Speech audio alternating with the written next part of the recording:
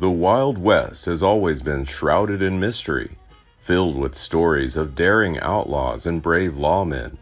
But perhaps no story is as compelling as the death of Field Marshal Bill Tilghman, the legendary Dodge City attorney. Was it a catastrophic crash or something more sinister? Join us as we delve into the mysterious life and circumstances surrounding the death of one of the most iconic figures in the history of the Old West.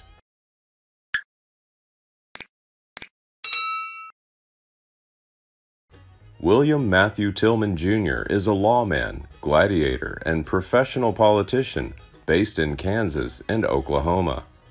Bill was born in Fort Dodge, Iowa on July 4, 1854. He was the third of 6 children born to William Matthew Tilghman Sr. and his wife, Amanda Shepard. In 1857, the family moved to a farm near Atchison in the newly formed Kansas Territory. At the age of 17, Bill Tilghman won a contract to supply buffalo meat to the builders of the Atchison, Topeka, and Santa Fe Railroad. He claimed to have killed 3,300 buffalo between September 1, 1871, and April 1, 1872, which he said was an all-time record. And if that wasn't enough, according to Zoe Tilghman, his second wife, he also ended the 2 Cheyenne warriors when they confronted him. In early 1877, Tilghman and Henry Garris opened the Crystal Palace Saloon in Dodge City.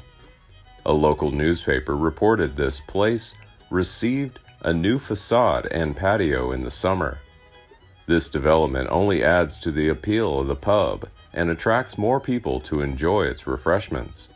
But just over a year later, the duo sold the Crystal Palace Saloon.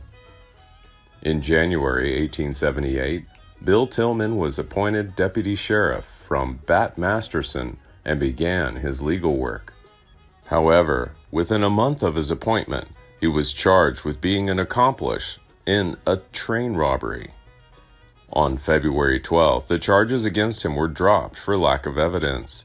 Tilghman was again on suspicion 2 months later, on April 16th, when he was arrested by Masterson for horse theft. Again, the allegations were dismissed. On March 8, 1879, Masterson had to auction off Tilghman's Dodge City home, apparently to satisfy the ruling. On November 6, 1883, Patrick F. Sugrue was elected sheriff of Ford County, and Bill Tilghman became his deputy. At the same time, Tilghman owned a popular pub in Dodge City called Oasis. In early April 1884, Tilghman sold Oasis to his brother Frank, who promised to repair and refurbish the tavern. Tilghman earned his first important position of attorney on April 10, 1884, when he was appointed Field Marshal of Dodge City. Tilghman's outstanding performance earned him a solid gold badge from the citizens of the city of Dodge on May 2, 1884. In a biography of his husband, Tilghman's second wife, he and Assistant Field Marshal Ben Daniels were responsible for running Mysterious Dave Mather out of Dodge in July 1885. However, Mather's 1992 biographer countered the story, arguing that Mather was scheduled to stand trial for murder at the time. The City of Dodge Sheriff and Assistant Sheriff will not be dealing with a man about to be indicted, but will simply detain him. On March 9, 1886, Tilghman resigned as city sheriff to take care of his ranch after a great blizzard of 1886 destroyed the herds of many farms in the area, including his own. In January 1889, Bill Tilghman was one of the famous Dodge City gunmen involved in the Gray County War. The fight was fought between the rival towns of Ingalls and Cimarron in Kansas. In a fierce battle between the two factions, 1 person was killed and 5 were injured. Fortunately, Tilghman escaped with nothing more serious than a sprained ankle. The following year, 1889, Oklahoma saw the first major land race in Guthrie. A previously non-existent city, Guthrie now has an immediate population of 15,000. One of those people was Bill Tilghman, who built a commercial building on his Oklahoma Avenue lot and used the rent from it to help reinvest as a rancher. From that point on, for the remaining 35 years of his life, Tilghman was an Oklahoman. Another land race took place on September 22, 1891, and Tilghman established a farm. During this period, however, Oklahoma was being ravaged by many outlaws, most notably Bill Duelan and his gang, the Wild Bunch. Tilghman and his fellow attorneys were determined to stop them. In May 1892, Tilghman was appointed Vice Marshal of the United States in Oklahoma. He joins forces with deputy marshals such as Heck Thomas, Chris Madsen, Frank Canton, and Bud Ledbetter to wage an all-out war against the outlaws operating in the territory. September 16, 1893, during the Cherokee Strip land rush, saw the founding of the new town of Perry, Oklahoma, and the appointment of the venerable Bill Tilghman as town marshal on May 21st. With his trusted assistant marshal, Heck Thomas, both Tilghman and Thomas hold the duties of deputy U.S. sheriff. He worked tirelessly to establish law and order in Perry, then he turned his attention to the infamous Duelan Gang. Tilghman's relentless pursuit of outlaws led to Duelan's gang near destruction. Chris Madsen's team successfully killed Tulsa Jack Blake on April 4, 1895, followed by the murders of George Bitter Creek Newcomb and Charlie Pierce on May 2nd. On September 6, 1895, Tilghman and two deputy attorneys general, another marshal, eventually tracked down William F. Little Bill Raidler. Raidler refused to surrender and opened fire, but Tilghman and his team were prepared. After an intense gunfight, Raidler is knocked down by a precision shot from Tilghman.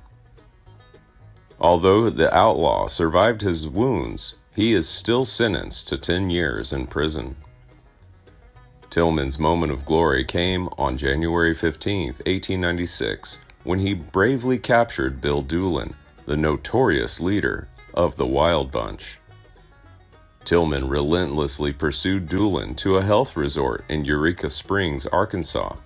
Without a moment's hesitation, he boldly entered the bathroom where Duelan was sitting comfortably in the lobby. There was so much steam at the time that Duelan couldn't recognize Tilghman. Tilghman quickly, bravely confronted the outlaw in a grueling struggle, eventually capturing him without firing a single shot. Once Duelan was safely held, Tilghman wasted no time and telegraphed U.S. Marshal Everett Dumas Nix of Guthrie, Oklahoma, with the triumphant message, "I've got him. We'll get there. Tomorrow. Tilghman." The next day, an incredible crowd of more than 2,000 people gathered at Guthrie train station, eagerly awaiting the arrival of Tilghman with Duelan. After the demise of the Duelan Wild Bunch, Tilghman, Heck Thomas, and Chris Madsen became known collectively as the Three Bodyguards of Oklahoma. Bill Tilghman's success continued in 1899 when he founded Oakland Ranch, where he bred high-quality thoroughbred horses. To get the best breed, Bill went to Kentucky and bought 2 horses, one of which was Chant, a thoroughbred racehorse that won the 1894 Kentucky Derby. Bill then ran for sheriff of Lincoln County, Oklahoma, in 1900 and won easily. He was re-elected 2 years later. However, tragedy struck when his wife, Flora Kendall Tilghman, died at the age of 39 on October 12, 1900. In 1903, at the age of 49, Bill Tilghman remarried Zoe Agnes Stratton, 26 years his junior, and a graduate of the University of Oklahoma. Together they have 3 sons named Tench, Richard, and Woodrow. In 1924, Tilghman, then 70 years old, went to Cromwell, Oklahoma as a special investigator. He previously clashed with Wiley Lynn, a corrupt U.S. government agent. And on October 31st, Tilghman confronted Lynn, who was drunk, and opened fire. Tilghman managed to capture Lynn without resorting to his own gun and with the help of a bystander, and disarmed him. However, Lynn quickly pulled out a second pistol and shot Tilghman several times, resulting in the lawman's untimely death the next day. During Lynn's controversial trial, he was acquitted of murder after defending himself. But justice prevailed in the end, as Lynn was later shot dead in a gunfight in 1932. Governor Martin E. Trapp made the poignant decision to leave Tilghman's body intact in the dome of the courthouse.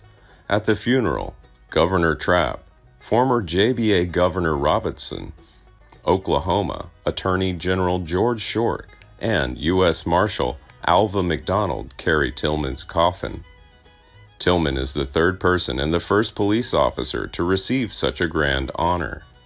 Tilghman is buried in Chandler, Oklahoma, and a park in town bears his name. His legacy as a brave lawman and defender of justice lives on, inspiring future generations. Tilghman's sacrifice in the line of duty is the best testament to his bravery and unwavering commitment to law enforcement. May his memory continue to be a reminder of the importance of integrity and justice in our society. Please like and share if you find the video content interesting and useful. Don't forget to subscribe to the channel and comment below so as not to miss the upcoming interesting videos. Thanks for watching.